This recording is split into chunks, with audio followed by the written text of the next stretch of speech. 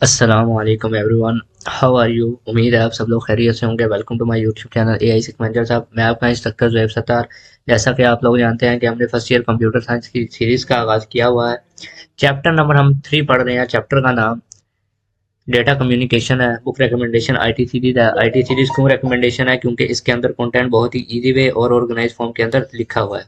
Students, आज का हमारा जो टॉपिक है वो बहुत ही ज़्यादा सिंपल और आसान है। ठीक है, आज हमने पढ़ना है different data types with example. ठीक है, कि डेटा हमारे पास किस किस फॉर्मेट्स के अंदर होता है। उसमें हम टेक्स्ट पढ़ेंगे, न्यूमेरिक डेटा पढ़ेंगे, इमेज पढ़ेंगे, ऑडियो पढ़ेंगे और वीडियो को डिस्कस करेंगे। ठीक है, ये जो जितने भी वर्ड्स हैं वो सारे के सारे हमारे डेली, हम पता नहीं इनको कितनी बार यूज करते हैं। व्हाट्सएप के अंदर हम पता नहीं कितनी टाइपिंग करते हैं, तो वो सारा का सारा टेक्स्ट के अंदर है। वॉइस नोट भेजते हैं तो वो सारा का सारा ऑडियो के अंदर है। ठीक है, हम वीडियो क्लिप्स भेजते हैं, ठीक है, रील्स के लिंक भेजते हैं। ठीक है, तो वो सारा का सारा हमारे पास क्या है, वो वीडियो की सूरत में है। ठीक है, तो सबसे पहले हम देखते हैं कि हमने आज पढ़ना क्या है। Data can be represented in different ways. जो हमारे पास डेटा है वो डिफरेंट वेज के अंदर रिप्रेजेंटेड होता है। ठीक है, different types of data are as follow. ठीक है, कि डिफरेंट टाइप्स के अंदर हमारे पास डेटा है। उसके अंदर हम सबसे पहले क्या चीज पढ़नी है, हमने टेक्स्ट पढ़नी है। Text data consist of words, sentences and paragraphs. ठीक है, टेक्स्ट जो हमारे पास डेटा होता है वो मुश्तमिल होता है लफ्जों पे, जुमलों पर या पैराग्राफ की सूरत के अंदर।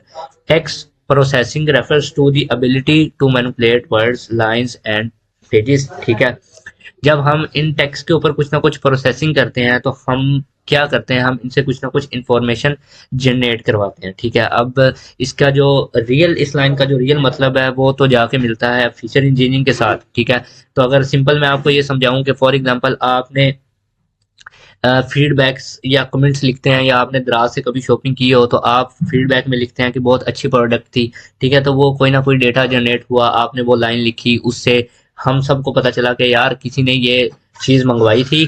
ठीक है, तो उसके बहुत अच्छे रिव्यू हैं, उसने बड़ा अच्छा कमेंट किया है, तो हमें भी चाहिए कि हम भी ये चीज़ अगर हमें नीड है तो हम मंगवा लें। तो मतलब जो डेटा है हम उनसे, जो टेक्सचुअल डेटा है उससे भी हम बहुत कुछ इंफॉर्मेशन गेन कर लेते हैं। Text is normally stored as ASCII code without formatting. ठीक है, जो टेक्स्ट होता है वो नॉर्मली स्टोर होता है एस्काई कोड के अंदर। ठीक है, कोई भी फॉर्मेटिंग किए बगैर। ठीक है, अब एस्काई कोड है, एस्काई का वैसे ये जो एस्काई है इसकी फुल फॉर्म है American standard code for information interchange. ठीक है, तो बेसिकली मैंने आपको लास्ट लेक्चर के अंदर बताया था ना कि ये कंसिस्ट भी है ना, तो ये कंप्यूटर के अंदर इस तरह स्टोर नहीं है जिस तरह हमें नजर आ रहा है।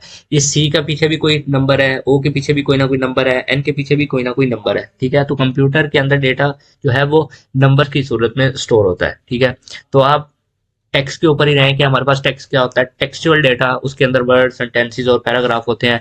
जब हम इसके ऊपर कोई ना कोई प्रोसेसिंग करते हैं तो हम प्रोसेसिंग में क्या हमारे पास एबिलिटी होती है कि हम मैनिपुलेट कर सकते हैं वर्ड्स को, लाइंस को या पेजेस को। ठीक है, तो ये नॉर्मली किसके अंदर स्टोर होते हैं, एस्काई कोड के अंदर। तो ये एक इंपॉर्टेंट एमसीक्यूज भी है कि टेक्स्ट किसके अंदर नॉर्मली स्टोर होता है, तो वो एस्काई कोड के अंदर होता है। अब इसकी एग्जांपल क्या होगी, इसमें उस्मान, खलील, पाकिस्तान, इस्लाम, ईटीसी, मतलब ये डिफरेंट इसकी एग्जांपल हैं। आप इसके अंदर कोई सेंटेंस भी लिख सकते हैं, पैराग्राफ भी लिख सकते हैं।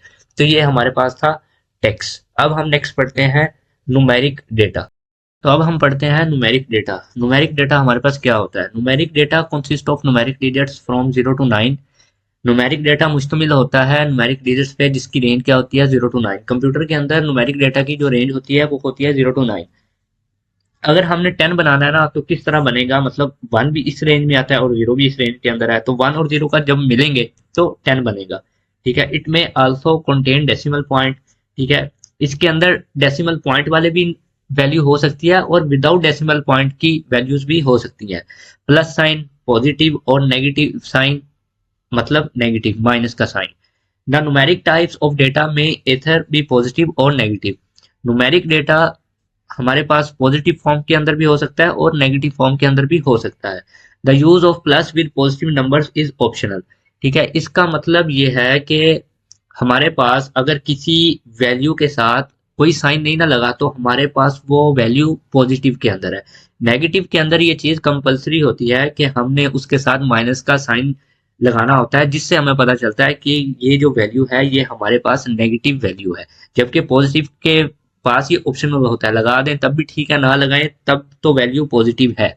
एग्जाम्पल के अंदर 10, अब इसके अंदर इसके साथ कोई वैल्यू, कोई भी साइन नहीं है, तो ये वैल्यू क्या है हमारे पास पॉजिटिव है। +5 पॉजिटिव है, -12 नेगेटिव वैल्यू है, 13.7 ये हमारे पास डेसिमल पॉइंट की वैल्यू है। डेसिमल का साइन यहाँ पे ये शो हो रहा है डॉट, तो डेसिमल पॉइंट कंप्यूटर के अंदर इसको फ्लोटिंग वैल्यू भी कहते हैं। -32 +5 ये क्या है, नेगेटिव डेसिमल पॉइंट की हमारे पास वैल्यू है, ईटीसी। मतलब इस तरह का हमारे पास न्यूमेरिक डेटा होता है। तो इसमें अंदर मेन बात क्या याद रखनी है कि इसकी रेंज क्या होती है, 0 to 9। तो ये हमारे पास न्यूमेरिक डेटा होता है। इसके बाद हमारे पास जो डेटा है, ठीक है, वो है हमारे पास image. This type of data include charts, graph, pictures and drawing. ये डेटा इंक्लूड होता है, इस डेटा के अंदर क्या क्या चीजें होती हैं, चार्ट्स हो सकते हैं, ग्राफ हो सकते हैं, पिक्चर्स हो सकती हैं और ड्राइंग्स हो सकती हैं। ठीक है, मतलब कोई भी विजुअल फॉर्म के अंदर हमारे पास कोई भी चीज हो तो वो हम उसको इमेज क्या लेते हैं। ठीक है, this form of data is more comprehensive. इस लाइन का क्या मतलब है, ठीक है, कोई भी कॉम्प्लेक्स चीज है ना, हम अगर उसको वीडियो की सूरत के अंदर या इमेज की सूरत के अंदर देखेंगे तो हमें वो ज्यादा अच्छे से समझ आती है और ज्यादा देर तक हमारे माइंड के अंदर रहती है। हम अगर मूवीज की यहाँ पे एग्जांपल ले लें, तो अगर हमने 5-5 साल पहले भी कोई मूवीज देखी है तो उसके भी सीन हमारे माइंड के अंदर आज भी कैप्चर है, हमारे हमें जेहन में आ जाता है कि हाँ फला मूवी के अंदर ये हुआ था। ठीक है, पीके तो सबने देखी होगी, तो उसके सीन्स हमारे सब हमारे माइंड के अंदर फैच है। किस वजह से, क्योंकि वो एक मोर कॉम्प्रीहेंसिव है। अगर पीके की हम 2-3 घंटे एक एक सीन उसका डिस्कस भी कर लेना, ठीक है, टेक्सचुअल फॉर्म के अंदर, वॉइस फॉर्म के अंदर, तो हमें वो शायद ज्यादा देर तक ना याद रहे, ना हमें ज्यादा देर तक हम सुन सकते हैं, ना मजा आ सकता है। जबकि हम जब उसकी वीडियोस देखते हैं, इमेजेस देखते हैं, ठीक है, तो हमें ज्यादा इंटरेस्ट उसका हमारे ज्यादा इंटरेस्ट हम बिल्ड कर पाते हैं as compare to other data types की निस्बत। ठीक है, तो टेक्सचुअल डाटा हो या इमेज ऑडियो डाटा हो, न्यूमेरिक डाटा हो, उन सब की निस्बत क्या है, इमेज डाटा सबसे कॉम्प्रिहेंसिव होता है। तो इस लाइन का ये मतलब है, it can be transmitted as a set of bytes.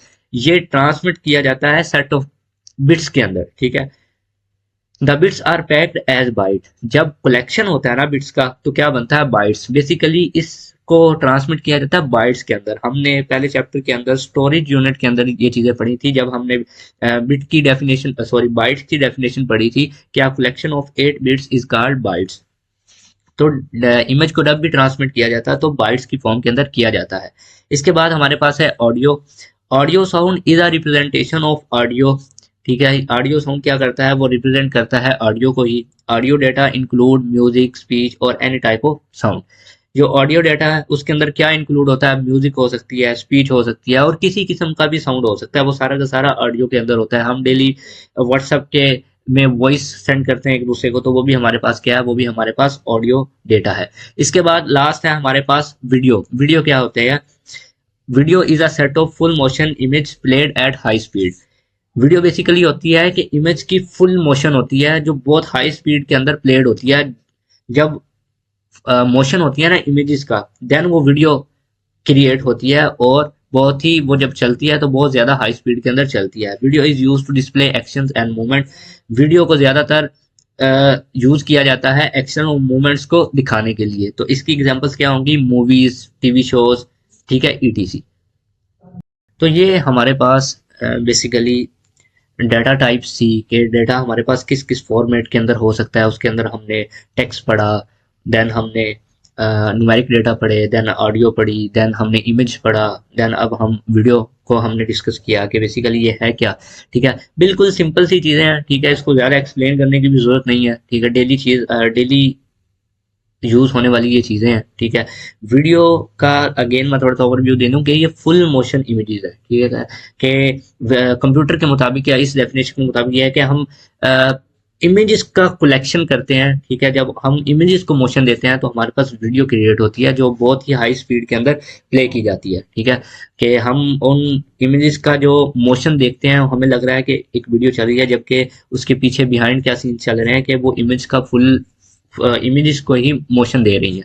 ठीक है, तो बेसिकली ये एक्शन और मूवमेंट को डिस्प्ले करने के लिए जो है वो यूज होती है। ठीक है, इसका काम वीडियो का ये है। इसके अंदर आप मूवीज की एग्जांपल ले सकते हो, टीवी शोज की एग्जांपल ले सकते हो। ये एग्जांपल बुक के अंदर नहीं दी तो आप ये लिख लीजिएगा। ठीक है, तो ये हमारे पास आज एक लॉन्ग क्वेश्चन था, ठीक है, ज्यादा इम्पोर्टेंट नहीं है लेकिन लॉन्ग क्वेश्चन है, इतना लॉन्ग क्वेश्चन है कि पेपर में आ सकता है। तो किस तरह पूछा जा सकता है कि explain different data types with examples, ठीक है, या दूसरे नंबर पे what is data, explain different types with example, ठीक है। तो डेटा हमने पहले चैप्टर की तीसरी डेफिनेशन है हमारे पास डेटा, कि collection of raw facts and figure is called data, वो आपने एक डेफिनेशन लिखनी होगी, ठीक है। उसके अंदर आपने ये डिफरेंट टाइप्स के पहले नाम लिख लेने हैं, देन आपने उसको एक एक करके एक्सप्लेन कर देना है, जितना आपने पढ़ा इतना एक्सप्लेन करने, नंबर कहीं नहीं जाएगा, ठीक है। तो ये था आज का हमारा लेक्चर स्टूडेंट्स। अगर आप हमारे यूट्यूब चैनल पे न्यू है, चैनल को सब्सक्राइब कर दें, वीडियो को लाइक कर दें, इस प्लेलिस्ट का लिंक अपने दोस्तों के साथ शेयर करते हैं ताकि उनको भी पता चले कंप्यूटर इजी सब्जेक्ट है, टफ सब्जेक्ट नहीं है, बस थोड़ा सा फोकस करने की देर है, ठीक है। तो अपना ख्याल रखिए, अपने घर वालों का ख्याल रखिए, मुझे अपनी दुआ में याद रखिए। यही सेकमेंट आपकी तरफ से अस्सलाम वालेकुम।